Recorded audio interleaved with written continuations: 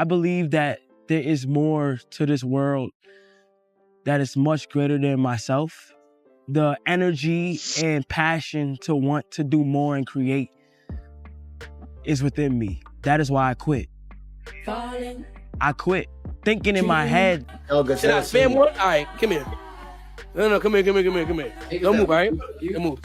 Wait, what? Kai's doing IRL? Yo. What the fuck is this? Now, chat. What the fuck is this right here, bro?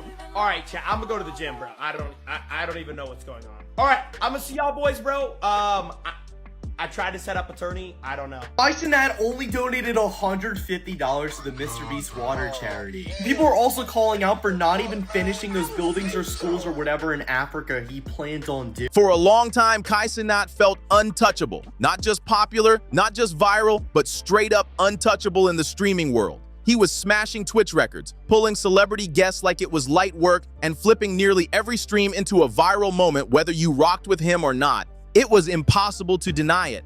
Kai didn't just become a top streamer, he became the face of modern streaming itself. He wasn't just winning, he was running laps around everybody else. And for a while, it really felt like nothing could slow him down. Nothing could shake the image. Nothing could touch the momentum.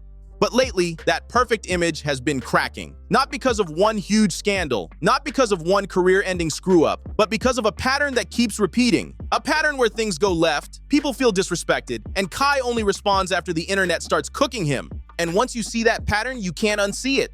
The first moment that really made people stop and look closer came from what should have been the most harmless stream ever. No pressure, no drama, no risk at all. It was a small Clash Royale collab with Jinxie. No money issues, no controversy, no high stakes. Just a chill collab, some gameplay, and a big opportunity for Jinxie to stream alongside one of the biggest names on Twitch. But almost instantly, something felt off. Jinxie was clearly trying to host the stream. He was explaining the rules, setting things up, and doing his best to keep the energy flowing. And every single time he spoke, he got talked over, cut off, ignored. It wasn't playful banter, and it wasn't friendly chaos. It felt like he wasn't being taken seriously at all. Do y'all want to do a tournament? Because I think that would be fire, bro. Like if y'all play each other. Echo? Who's echoing? Kai, Oh my gosh, it might be me. Wait, is it better now? So go to your account, go to social, and then go to invite friend. It's a yellow button. Click that, and then you copy. Hey, anybody in the chat want him? How do you do this? Where am I going? Let me make it. Chat. I don't even know what's gonna happen. Bro. Chat noticed it. Viewers noticed it. Even people who usually defend Kai started feeling uncomfortable. And then came the moment that changed everything. Without saying anything, without a heads up, without even a quick "be right back." The vibe shifted instantly, and that silence said way more than words ever could. Midstream, Cenat just stood up. No warning, no explanation. He switched to his IRL setup and straight up walked out like nothing mattered. The clip spread instantly, chat went wild, timelines lit up, and Twitter went into full detective mode. Reddit threads popped up calling it disrespectful, messy, and unnecessary. But the worst part wasn't even the walkout itself. It was how long it took Kai to acknowledge it. No immediate apology, no quick message saying he messed up, nothing. Only after the backlash exploded did he finally address it. And even then, it felt shaky. Instead of fully owning the moment, he started shifting blame. He said he didn't even really want to do the IRL stream. He hinted that others pushed him into it. But that explanation completely missed the point. Nobody cared about the stream format. People were mad because he walked out on someone mid-collab and left them hanging in front of a massive audience. To a lot of viewers, that apology didn't feel like accountability. It felt like damage control, plain and simple. That's when people started looking closer, because the Jinxie situation didn't feel isolated anymore. It felt like the first visible crack. While that drama was still fresh, something way bigger was popping off across the internet. Mr. Beast launched Team Water, a massive charity push to bring clean drinking water to millions worldwide. What am I doing? Why does it say Al Kai? No, tell Jinxie. Matter of fact, no. Okay, yeah. I'm going to Jinxie, bro. Tell Jinxie they had something playing IRL, but I'm about to do a one-on-one. Tell Jinxie I'll do the one-on-one with him. I'm not doing it. I didn't want to do the IRL shit. I ain't gonna lie. I told him not to do IRL. Tell JC I didn't want to do it. I'm not doing the IRL game. I'm not. No. Tell him come back on. He got on for real? JC ended for real? Oh God. Bro, they got an IRL. Chat, listen. I told everybody Let's do this shit with Jinxie. Oh my god, this is stressing me out, bro. I don't want to do the IRL. I'd rather do this with Jinxie, gang. When CB first came in here, I said no, I don't want to do IRL. I literally just said that. Oh, good. Should I spam one? All right, come here. No, come here. Don't move, all right? Don't move. Wait, what? Kai's doing IRL? It's fucking fly. What the fuck is this? Now, chat. What the fuck is this right here, bro? All right, chat. I'm gonna go to the gym, bro. I don't even know what's going on. All right, I'm gonna see y'all boys, bro. I tried to set up a tourney. I don't know. This wasn't a small creator project. This was huge. Thousands of creators jumped in, donation leaderboards filled up fast. YouTubers and streamers were dropping crazy amounts on the spot, and one name was noticeably missing, Cenat. For someone considered the biggest streamer on Twitch, the silence was loud. Not even a symbolic donation, not even a public acknowledgement, just nothing. Fans started asking questions. Some defended him, saying maybe he donated privately. Others weren't buying it, especially with Kai's history of publicly flexing his wealth, brand deals, and lifestyle. And then things got even worse. Aiden Ross publicly challenged him, and that pressure turned the quiet side-eye into a full-blown spotlight. If Cenat dropped a big donation, Aiden Ross said he'd match it dollar for dollar. One move. Nearly $1 million could have gone straight to clean water. And still, nothing. No response, no clarification, no donation. Just silence that got louder by the day. That's when people started pulling up older promises. Kai had talked before about helping build schools in Nigeria. He said he was locked in, but those plans never seemed to materialize. The optics were nasty. A streamer who burns cash on fireworks and wild stunts for content. But when real lives were on the line, he went quiet. I never got to tell you how that shit made me feel because of who you are and how your humor and like how you are as a person. I'm not holding this against you. I'm not putting it past you because I know who you are as a person. Read between the lines. No, listen. And once again, the same pattern showed up. No response until pressure built. No clarity until the internet started dragging him across timelines. And just when it felt like the criticism couldn't stack any higher, another issue popped up out of nowhere. And this time, it involved viewership numbers and one of the loudest platforms online. Accusations started flying about suspicious viewer spikes among people close to Kai, numbers jumping overnight, engagement not matching up, thousands of viewers, barely any chat activity, stats that didn't feel organic at all. When those concerns got raised publicly, Kai didn't address the data. He didn't break down the numbers. He didn't explain anything. He went straight into defense mode, brushed it off, said his people wouldn't do that. End of discussion inside his circle. That might look like loyalty to some, but to everyone else, it looked like avoidance. Especially since the accusations weren't even directly about him. They were about the numbers, and refusing to engage at all only made things look worse. By this point, a narrative was forming. Not that Kai was evil, not that he was finished, but that he only spoke up when the internet forced his hand. And after Jinxie, people weren't ignoring that pattern anymore. The apology only showed up after the backlash exploded.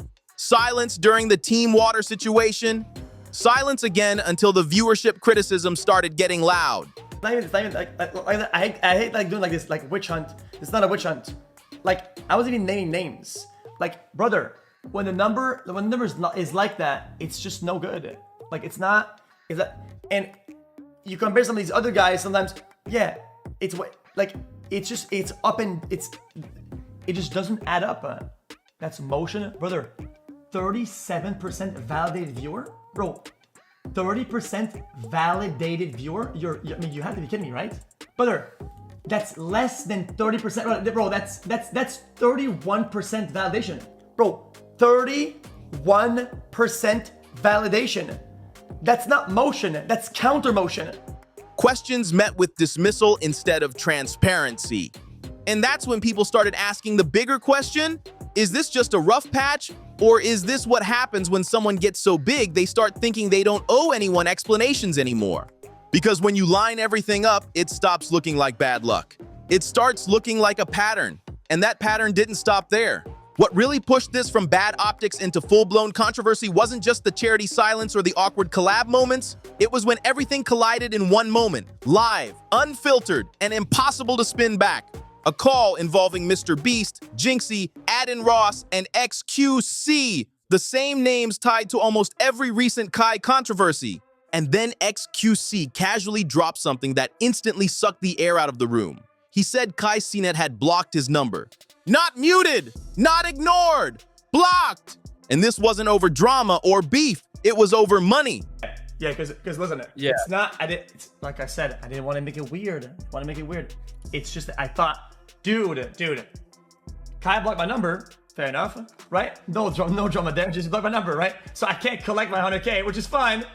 So I thought. According to XQC, Kai owed him $100,000 from a bet they made months earlier on stream. Simple wager. XQC won, end of story. Except the money never came. Weeks passed, then months, and instead of paying up, Kai allegedly cut off contact entirely.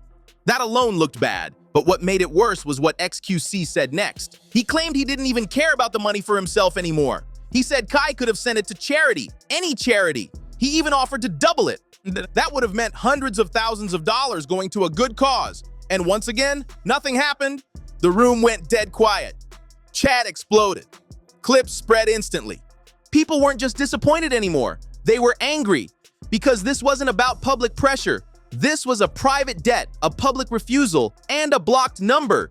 To a lot of viewers, that crossed a line. And suddenly, older clips started resurfacing. Moments where Kai accused XQC of being down bad in his DMs. Only for XQC to pull up the actual messages and show that wasn't true at all. There were too many moments where Cenat brushed off criticism and framed it as hate. Times where accountability got swapped out for deflection. And when you zoom all the way out, the picture gets real clear, real fast. Jinxie gets embarrassed live.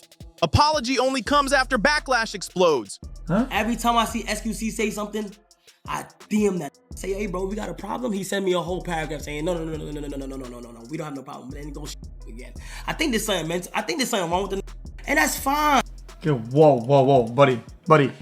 I sent him one text like last year. Like I just told him he got baited. Why are you making like that? I mean, I'll leave DMs. I don't give a fuck. I mean, she just.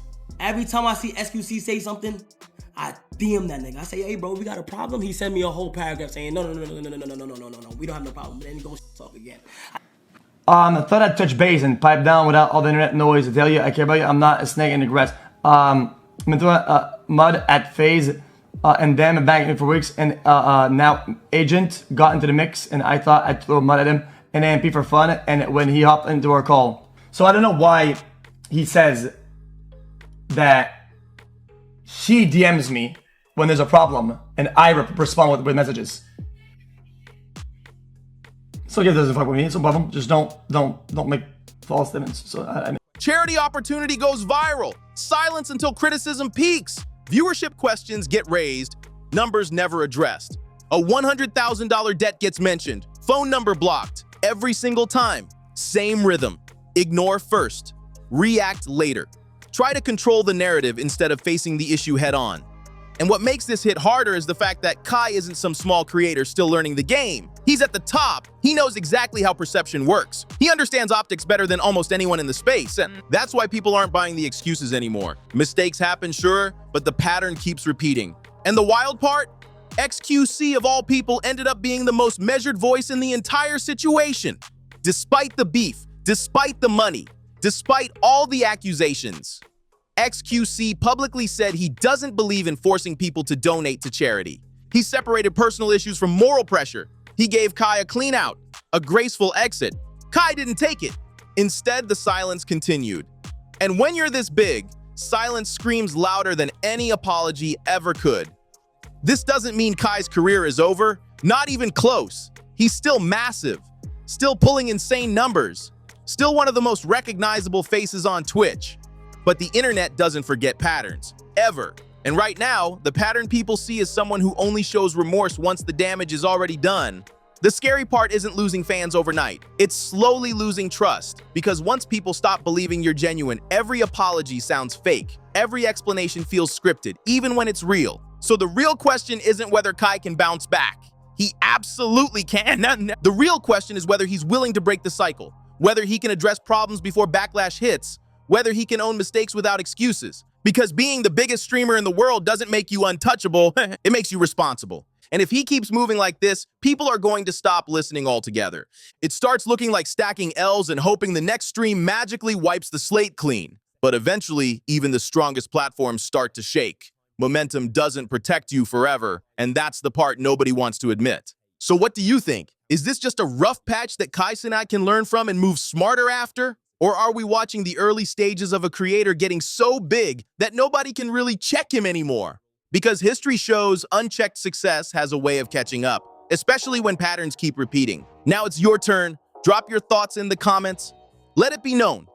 If you enjoyed this breakdown, make sure to like the video, share it with someone who follows streaming drama, and subscribe for more deep dives into the moments, mistakes, and moves shaping internet culture today. We'll catch you on the next one.